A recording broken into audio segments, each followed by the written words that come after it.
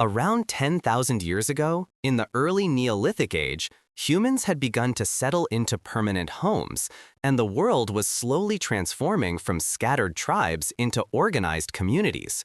With farming, storage, and long-term planning, people finally had something to protect, and this changed the meaning of conflict forever. For the first time, a simple disagreement over land or water could determine whether a community survived the next season.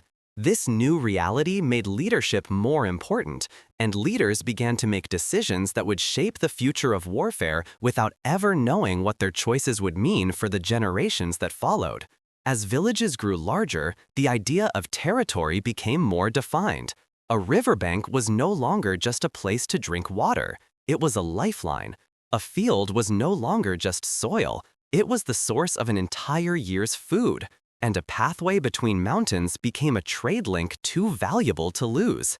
These changes slowly pushed humans to defend what they saw as theirs.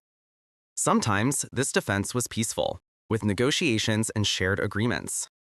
Other times, tension rose quietly, like smoke building before a fire. Archaeological evidence shows early fences, boundary stones, and long ditches built not for beauty, but for sending a message. This land belongs to us. And whenever one group felt threatened, even by accident, the potential for conflict grew stronger. The discovery of early weapons from this era also reveals a deeper truth about human behavior. Tools once designed for hunting animals were being reshaped, sharpened, and strengthened in ways that made them more effective against other humans.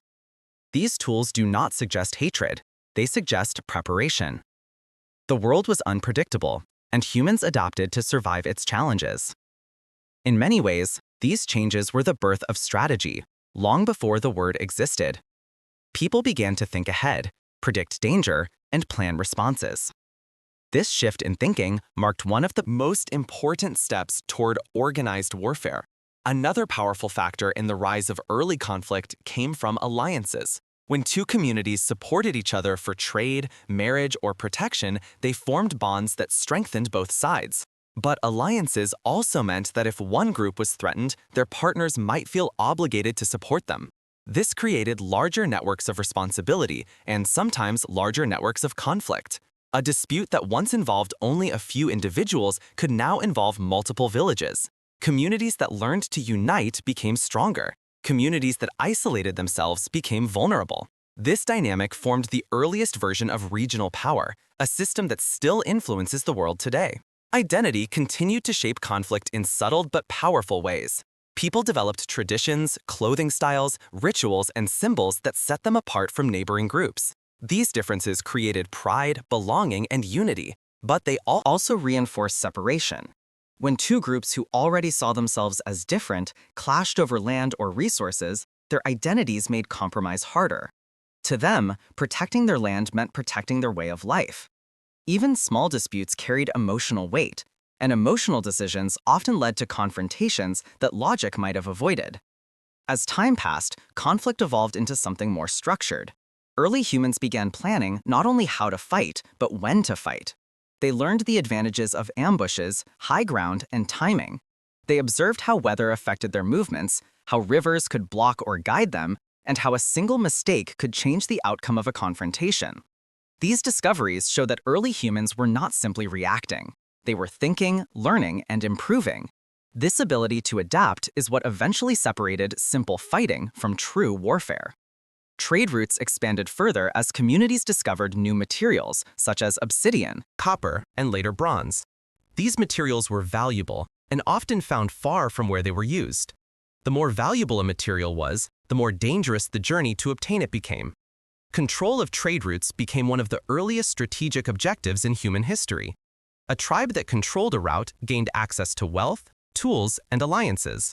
A tribe without trade access risked falling behind.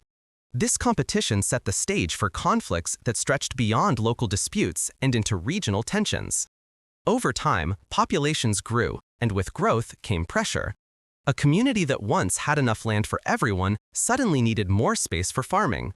A river that once fed a few families now needed to support hundreds. When nature could no longer meet everyone's needs equally, humans made decisions that shaped their future.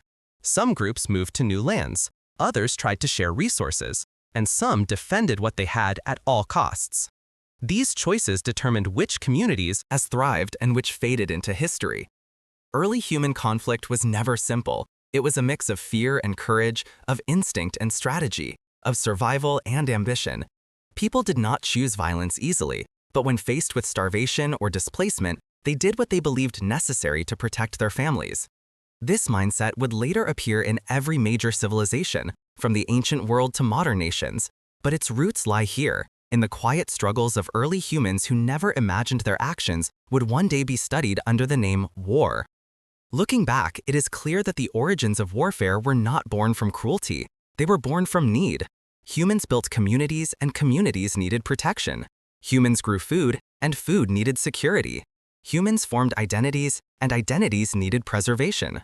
All these elements together created the earliest foundations of organized conflict. These foundations grew slowly, shaped by thousands of years of human experience, until eventually they would form the basis of every major war in history. And in this long journey from simple disputes to complex strategies, humanity discovered both the cost and the power of conflict, lessons that still echo across the world today.